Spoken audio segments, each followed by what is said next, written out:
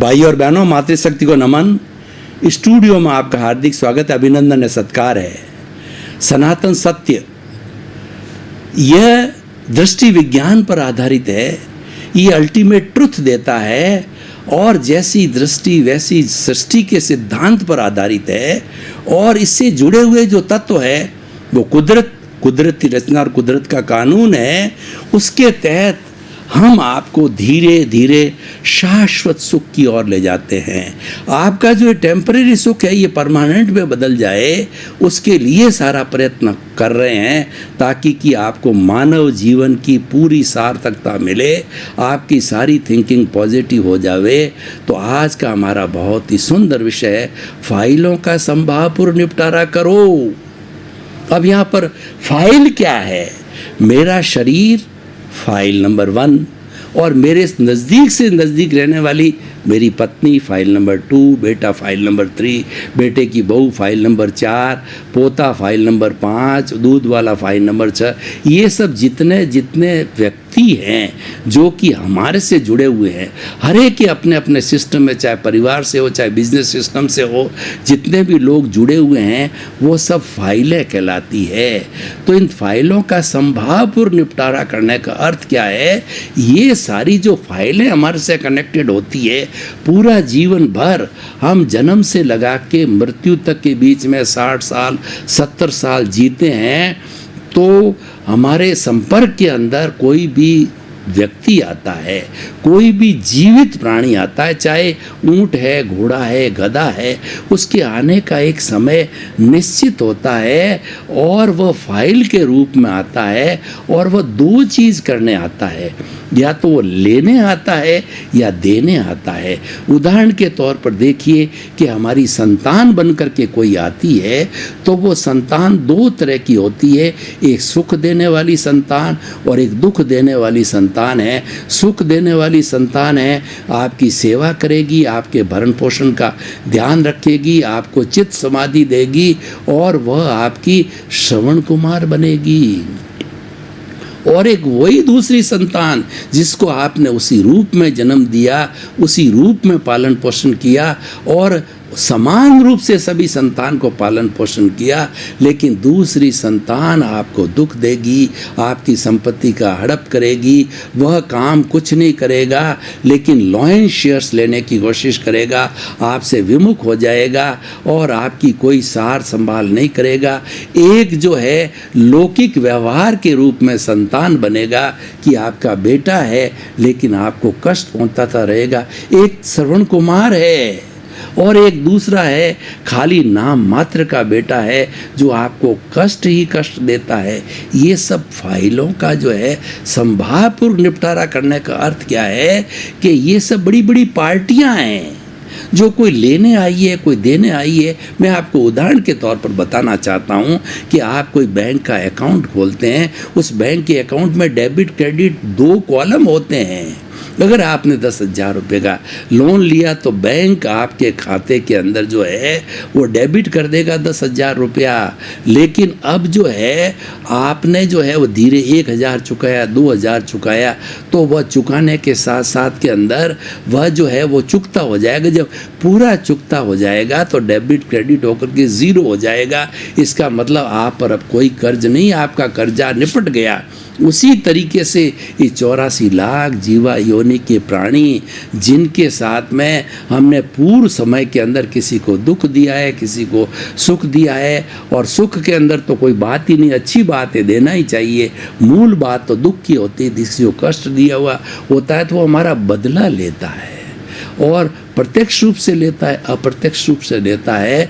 तो वो जो कोई भी हमारे संपर्क में आ रहा है और हमारे को कष्ट देने की स्थिति पैदा करता है, तो आपको क्या चिंतन करना है? संभावपूर्ण निपटारा करने का अर्थ ये कि आपको ये चिंतन करना है कि सारी दुनिया में ऐसी कोई भी ताकत नहीं है जो कि मेरा बुरा कर सके या मेरा जो है वो भला कर सके। जो करने वाले होते हैं मेरे कर्म ही हैं जो कि जो है बुरा या भला कर सकते हैं। तो इसीलिए जब वो बुरा भला कर ही नहीं सकते तो कर रहा है, करने का अर्थ यह है कि आपका कर्जा है, तो इसीलिए वो कर्जे का भुगतान करने के लिए आया। और इससे हमारे इस पूरे सनातन सत्य सिस्टम के अंदर जो जुड़ी हुई अवस्था होती है वो कुदरत का कानून है। तो जब हम जन्म लेते हैं तो कुदरत के ताबे आ जाते हैं। कोई भी जीवित प्राणी कुदरत के बिना जन्म नहीं ले सकता है। और कैसे नहीं ले सकता, मैं आपको उदाहरण देना चाहता हूँ कि माँ के पेट के अंदर जब जो माता का अंडज और पिता का शुक्र दोनों मिलते हैं तो ये दोनों तरह की जो आत्माएं होती है, दोनों तरह के जो जीव होते हैं, ये मर करके तीसरे जीव को पैदा करते हैं जो कि भ्रूण कहलाता है, एम्ब्रियो कहलाता है। और ये भ्रूण बड़ा होकर के तीसरी आत्मा के रूप में बच्चे के रूप के अंदर ये जन्म लेता है। और जिस दिन से भ्रूण बनता है उस दिन से ये कुदरत के ताबे आ जाती है। ये कुदरत पंचभूतात्मक है, पृथ्वी जल अग्नि वायु और आकाश, 5 भूतों के बेसिक जो है ये कंपोनेंट से, बेसिक 5 कंपोनेंट से जो है ये जो है वो जो जन्म होता है, इनसे पालन पोषण होता है और ये उसमें जाके विलीन हो जाता है। जब कोई भी प्राणी जो है उसका शरीर जल जाता है तो 5 भूतों में जाकर के विलीन हो जाता है। पृथ्वी में, जल में, अग्नि में, वायु में और आकाश में जाकर के विलीन हो जाता है। तो ये कुदरत इतना कुदरत के कानून तुरंत जो है जो उसके साथ में उसके जन्म के साथ आ जाते हैं, वो जुड़ जाते हैं। और ये सारा एक सा कानून 84 लाख जीवा योनि जितने भी बर्थ प्लेसेस सब पे एक सा लागू होता है। तो फाइलों का संभाव पूर्वक हम निपटारा करना, हमको समझना, संभाव रखना है ये मेरा ही किया हुआ है, ये पिछले जन्म की ध्वनि है, इस जन्म में प्रतिध्वनि बन के आती है। कैसे प्रतिध्वनि होती है? आप कभी किसी खुले कुएं के पास जाइए और कुएं के पास जाकर के आप बोलिए कि जो है तुम अच्छे व्यक्ति हो तो भीतर से आवाज़ आएगी तुम अच्छे व्यक्ति हो, और तुम जो है वापस कहते हो तुम नालायक हो तो अंदर से आवाज़ आएगी नालायक है। यानी जो आपने पिछले जन्म में कॉजेज डाले थे, पिछले जन्म में जो आपने ध्वनि की थी वो कॉजेज है, वो बंच ऑफ दी कॉजेज बन करके इस जन्म के अंदर वो भाव कर्म द्रव्य कर्म रूप में बन करके जो कर्म बीज आपने डाला था वो पक करके और फल के रूप में इसमें आता है और वह फल हमें दिया जाता है। फल देने के लिए ये कुदरत उस व्यक्ति को जो फल देता है, जो बदला लेने वाला है, वो आकर के सामने खड़ा हो जाता है। कोई हमको मारता है, कोई पीटता है, कोई हमारा घर दबा लेता है, कोई पैसा दबा देता है, कोई गाली करता है, कोई गलोच करता है। तो उसके अंदर आपको जो है ना विचलित नहीं होना है कि ये मेरा ही किया हो, मेरे प्राप्त हो रहा है। और इससे फाइलों का संभाव पूर्वक निपटारा करना ये हमारी आचार संहिता है, ये हमारा सम्यक दर्शन, सम्यक ज्ञान, चारित्राणी मोक्ष मार्ग। तो सम्यक चारित्र की बात है, वह हमारा ये फाइलों का संभाव पूर्वक निपटारा करना सम्यक चारित्र कहलाता है। और उसके अंदर 5 व्यावहारिक सूत्रों को मैं जोड़ना चाहता हूँ। व्यावहारिक सूत्र क्या है कि जगत निर्दोष सब मेरा दोष। इस सारी सृष्टि के अंदर दोष किसी का नहीं होता है और पूरी सृष्टि है वह जो है वह पूरी सृष्टि शुद्ध अवस्था में है और वह वीतराग है। और 84 लाख जीवा योनि का कोई भी प्राणी है, वह प्राणी जो है वह जो है मेरा कोई भी वह दोष नहीं कर सकता, वो दोषी नहीं है, मैं उसको मानता हूँ। और मेरा ही मैंने कोई न कोई कर्मों का दोष है, मेरा कोई न कोई उसके साथ अप्रिय व्यवहार हुआ है जब भी वो संपर्क में आया और वही करता है। इसीलिए दोष किसी का नहीं होता है, जगत संपूर्ण निर्दोष होता है। दोष मेरे राग द्वेष का ही, मेरे किए हुए कर्मों कारण है, उसी का मुझे भुगतान हो रहा है। ये मन वचन काया रूपी जो शरीर मिला है वो पिछले जन्म के कर्मों के भुगतान के लिए मिला है। और ज्यों-ज्यों हमारे द्रव्य कर्म उदय में आएंगे, प्रारब्ध के अंदर आएंगे, त्यों ही वो जो कर्म जो है उदय में, प्रारब्ध में आकर के और वो कर्म खुलते रहेंगे और हमारी मन वचन काया की बैटरियां जो है खुलती रहेगी। और वैसा हमको प्रारब्ध उदय के अनुसार जो कर्म बीज डाले हुए कर्म फल और सुख दुख की अनुभूति होती रहेगी। तो पहला है जगत निर्दोष सब मेरा बोझ। दूसरा बड़ा अच्छा सूत्र है, संभाव पूर्वक फाइलों का निपटारा करने के लिए टकराव टालिए। देखिए, मैं आपको उदाहरण देना चाहता हूँ कि हम सड़क पर चल रहे हैं तो हम टू व्हीलर से चल रहे हैं, सामने वाला कोई व्यक्ति रॉन्ग साइड से आकर के हमको टक्कर मार देता है। तो अब इसके अंदर दो तरह की धाराएं चलती है। एक व्यक्ति तो क्या है, इमीडिएट कहता है कि इसने गलती करी है और इसने मेरे टक्कर मारी, मेरे स्कूटर को ख़राब कर दिया, मुझे गिरा दिया, मेरे जो है वो जो है कहना चाहिए कि खरोंच आ गई। तो इस तरीके से अपना जितनी भी तकलीफ, उससे लड़ाई करता है, झगड़ा करता है, पुलिस कार्रवाई करता है, कोर्ट कार्रवाई करता है। तो एक तो व्यक्ति इस धारा में बह जाता है। दूसरा व्यक्ति जो कि ज्ञानी है, जिसने ज्ञान लिया हुआ और फाइलों का संभावपूर्वक निपटारा करना अप्लाई करता है, तो वो ये कहता है कि जो है इसने किया है, इसकी ताकत नहीं है करने की है, ये तो मेरा ही किया हुआ मुझे मिल रहा है। तो इसीलिए क्या है कि वह ये निर्णय निकालेगा, उससे लड़ाई झगड़ा नहीं करेगा और उससे जो है काम को साइलेंट हो जाएगा। छोटा मोटा हो गया है तो टॉलरेट कर लेगा और बड़ा अगर हुआ है तो वह उससे बात भी करेगा और रास्ता भी निकल जाएगा कोई।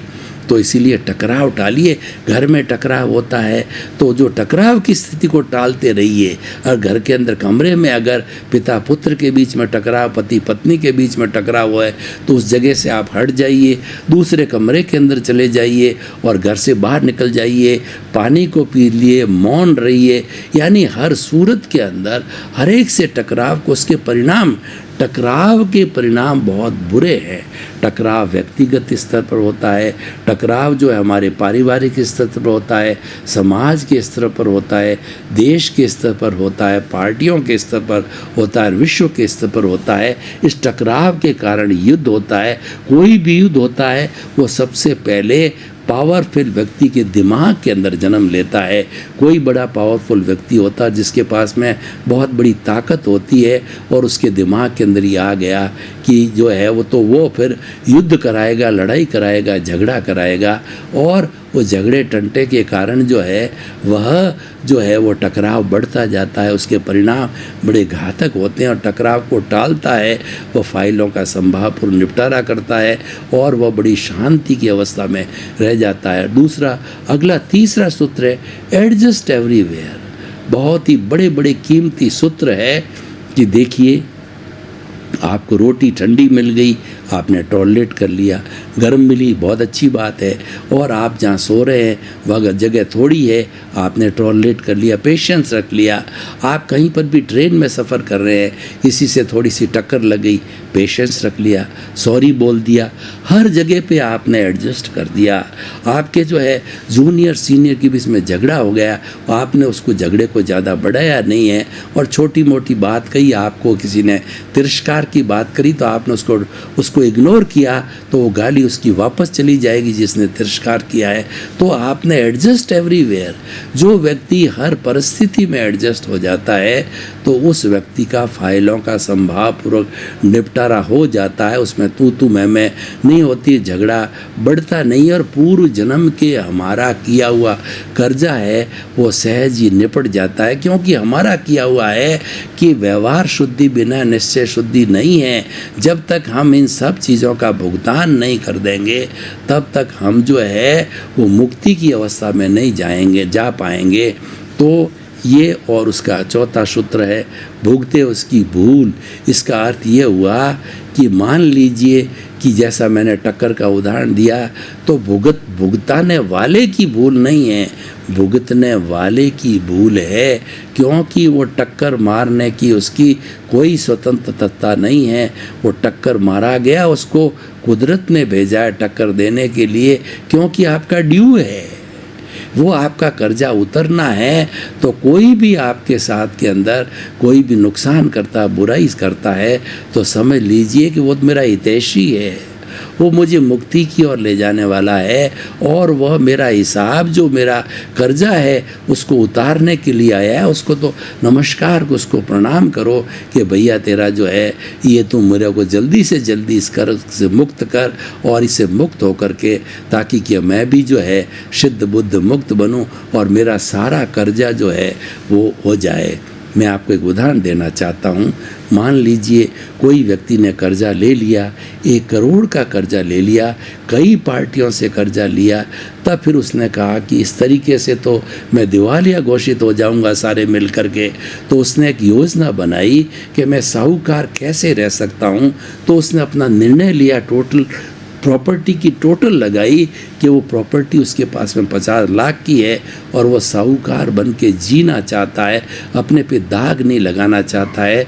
तो उसने सभी पार्टियों को बुलाया, उन्होंने कहा भाई तुम्हारा सबका कर्जा मेरे पे 1 करोड़ का है और मेरे पास में 50 लाख की संपत्ति है, आप सभी 50-50 बांट करके ले लो, ये अच्छा प्रस्ताव है। तो लोगों ने देखा कि इस बेचारे के पास है ही इतना, अब क्या उसका खून चूसेंगे, चमड़ी चूसेंगे। उसने तो खोल के अपनी सारी किताब बता दी, उन्होंने ले लिया और उसको साहूकार घोषित किया गया और पुनः उसने वापस अपना काम किया तो बहुत बड़ा मल्टी मिलियनर बन गया। उसका दाग धुल गया, क्योंकि ऐसा कहा जाता है if wealth is lost nothing is lost, if health is lost something is lost and if character is lost everything lost. अपने करेक्टर पे कोई भी धब्बा लग जाता है तो सब कुछ लॉस्ट हो जाता है, वो धब्बा नहीं लगने देना चाहिए, ये हमें पूरा ध्यान करना चाहिए। तो इसीलिए भाई और बहनों, हम आपको बताना चाहते हैं कि ये भुगतना उसकी भूल होती है, भुगताने वाले की भूल नहीं होती है। मान के चलना चाहिए हुआ सो न्याय, ये ईश्वर के घर का न्याय है। जो हम जो न्यायालय के अंदर जाते हैं और जो न्याय हमको मिलते हैं तो उसमें हम संतुष्ट हो जाते हैं, तो नहीं होते तो चैलेंज करते हैं। लेकिन ईश्वर कभी अन्याय नहीं करता है। ईश्वर जो करता हमेशा न्याय करता है और वो पनिशमेंट और अवार्ड देता है। ईश्वर का मतलब कर्म के माध्यम से जो मिलता है वो सही मिलता है, क्योंकि एक्चुअली होता क्या है कि हम पूर्व जन्म के अंदर जो कुछ कर्ज लेकर के आए, पूर्व जन्म के अंदर करने वाला कोई और था, एक्स था, भुगतने वाला वही है। जो भुगतने वाला तो ध्यान नहीं है उसको कि क्या किया गया, लेकिन वो भुगतना पड़ेगा क्योंकि वो आपका कर्जा लिया हुआ है। As you will sow so will you reap, जैसा आप बोओगे वैसा काटोगे और जैसी करनी वैसी भरनी आप करके आए हो तो वो आपको भुगतान करना ही पड़ेगा। परंतु आपको कष्टकारी क्यों लगता है? क्योंकि वह आप भुगत रहे हो, करने वाला कोई है। तो इस तरीके से जो आप ये मान के चलो कि ईश्वर घर का न्याय है, तो उस न्याय को जो आप इन 5 सूत्रों को अपने जीवन में धारण करोगे, ये व्यवहारिक सूत्र है, तो फाइलों का बड़ा संभावपूर्ण निपटारा हो जाएगा। फाइलों का संभावपूर्ण निपटारा करने का अर्थ ये है कि इस जीवन के अंदर जो कुछ भी हमारा पुण्य और पाप हमारा चल रहा है उसके लिए दोषी हम ही हैं, अन्य को दोषी नहीं बताना है। इसीलिए किसी को दोषित नहीं जानना है, किसी के प्रति बुरा भाव नहीं रखना है, किसी की ओपिनियन और किसी का जो अभिप्राय नहीं देना है। और कुल मिलाकर के संभावपुर का अर्थ होता है कि राग द्वेष को कम करो। हमारा जो राग द्वेष जो भीतर बढ़ा पड़ा है उसको डाउन डाउन डाउन डाउन की स्थिति में लाना, ये संभावपूर्वक निपटारा करना है। संभाव है वो थर्ड आई है, वो तीसरा नेत्र है। ये 2 नेत्र हैं राग द्वेष की है, जो भीतर जमा पड़ा है, जो हमारा ज्ञान है, वो हमारा क्रोध मान माया लोग है, हमारा कषाय है, हमारा मोह है, वो तो भरा पड़ा है, उसी को शुद्ध करना है। वही अशुद्धि, वही अज्ञान है, उस अज्ञान को मिटाने से ही हमारी मुक्ति होगी। तो अगर हम शाश्वत सुख की प्राप्ति करना चाहते हैं तो आपको अल्टीमेट ट्रुथ, सार्वभौम सत्य, सनातन सत्य, यह जो लेना पड़ेगा कि फाइलों का संभावपूर्वक निपटारा किए बिना ये आवृत्ति फिर चलती रहेगी। राग द्वेष, राग द्वेष, राग द्वेष आया, राग द्वेष गया, जुड़ता गया, आता गया। फिर जन्म जन्मांतर के अंदर हम जितने भी कर्म जो है वो जितने भी जन्म ले रहे हैं, ये जन्म लेते रहेंगे और ये चलता रहेगा। इसका कभी भी एंड नहीं है। अगर मनुष्य जीवन आपने मिला है, इसका कुछ लक्ष्य बनाओ, कुछ इस तरीके का लक्ष्य बनाओ कि मुझे शाश्वत सुख की प्राप्ति करनी है। और ये भाव, ये लक्ष्य जो है मनुष्य बना सकता है, दूसरा कोई प्राणी नहीं बना सकता है। और आप इस भव में बनाओ। आपकी क्या सर्टेनिटी है कि अगला भव मनुष्य मिलेगा या कब मिलेगा? इसके बारे में हमारी जो वैदिक परंपरा है वो बहुत स्ट्रिक्ट है। वैदिक परंपरा कहती है कि 8 भव रेगुलर तक जो है सुकृत करते गओ तो 9वां भव मनुष्य का मिलेगा। और उसमें कोई गड़बड़ी हो गई तो 99 भव के बाद में मनुष्य जीवन मिलेगा। और उसके अंदर भी कोई गड़बड़ी हो गई तो 999 भव के बाद मिलेगा। यानी मनुष्य जीवन अति दुर्लभ है। और हमको ये पारसमणि, ये चिंतामणि रत्न, ये नंदन वन और हमको कामधेनु मिली है, तो इसका सदुपयोग करो। इसका एक एक मिनट सदुपयोग करो। सदुपयोग क्या करना कि आपका जो चल रहा है भुगतान है, इसको तो स्वीकार करो, इसको तो संभावपूर्वक सहन करो। और आप तो पुरुष बन गए हो, आप तो पुरुषार्थ करो। पुरुष बनने के बाद पुरुषार्थ करने का अर्थ होता है रियल पुरुषार्थ करना। रियल पुरुषार्थ क्या है कि आपका रियल अस्तित्व क्या है, उसकी जानकारी करना, उसके अंदर आगे बढ़ना और आगे से आगे बढ़ते रहो। और उसके बाद के अंदर बढ़ते बढ़ते जब हमारी प्रीति थी और हमारी जागृति 360 डिग्री तक चली जाएगी तो हमारा अनुभव भी उसके अनुरूप हो जाएगा। और जब अनुरूप उसके अनुरूप हो जाएगा 360 डिग्री पर पहुंचने में, तो हो सकता है आने वाले जन्मों के अंदर हम केवल दर्शन को प्राप्त करें। और जब कोई भी आत्मा केवल दर्शन को प्राप्त कर लेती है तो अगला जन्म जो है उसका केवल ज्ञान के अनुसार होता है। और फिर मुक्ति दूर नहीं होती है, ब्लिस दूर नहीं होता है, शाश्वत सुख दूर नहीं होता है। हमने आपको धीरे धीरे टेम्परेरी सुख से परमानेंट सुख का स्टेप बाय स्टेप पूरा ब्यौरा दिया, उसकी विधि बताई है। तो उस विधि के अंदर जो हमारे पुराने जितने भी हमने किसी को कष्ट दिया है, दुख दिया है, तो उसके प्रति प्रतिक्रमण, प्रत्याख्यान और आलोचना करते रहो। यानी आप जो है हर वक्त ये प्रायश्चित करते रहो कि हमने किन किन लोगों को, किन किन प्राणियों को प्रत्यक्ष अप्रत्यक्ष को दुख दिया है, उसे क्षमा याचना करते रहो, उससे सॉरी करते रहो, उससे मिच्छामी दुक्कडम करते रहो, उससे आपका शुद्धिकरण होता रहेगा। ये तो प्रतिक्रमण हो गया। यानी जो आप अतिक्रमण करते हो उसका प्रतिक्रमण करो। और प्रतिक्रमण करने के बाद के साथ साथ में आप प्रत्याख्यान करो। प्रत्याख्यान का अर्थ हुआ कि आप जो है वो अगले समय के अंदर जो है इस तरीके का आप जो है नहीं करोगे, तो वो आप उसका निर्धारण करो। तो इस तरीके से भाई और बहनों, ये सारा जो है हमारा कार्य चलता रहता है। तो आप जो है इन सूत्रों को जानिए। और ये सबसे बहुत ही सुंदर सूत्र हमको फाइलों का संभावपूर्वक निपटारा करना मिला है। यानी पूर्व जन्म का आपका जितना भी कर्जा है वो धीरे धीरे सहन शक्ति रखते हुए उतारते जाइए। और कर्जा जब पूरा उतर जाएगा, जब आपका राग द्वेष जीरो हो जाएगा, तो जीरो राग द्वेष होने के बाद के अंदर जो है आप सिद्ध बुद्ध और मुक्त बन जाओगे। तो भाई और बहनों, आपका बहुत बहुत धन्यवाद। आप हमारा आत्मविज्ञान कार्यक्रम, आप हमारा ये सनातन सत्य कार्यक्रम है वो रोज़ देखते रहिए, बराबर देखते रहिए।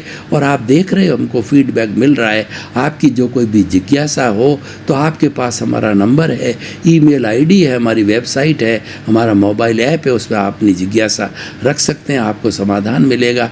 और उस समाधान के अनुकूल जो है आपको जो है नए नए एपिसोड भी परोसे जाएंगे। इसी क्रम में आपका जीवन आनंदमय हो, मंगलमय हो। आपके प्रति बहुत बहुत शुभ।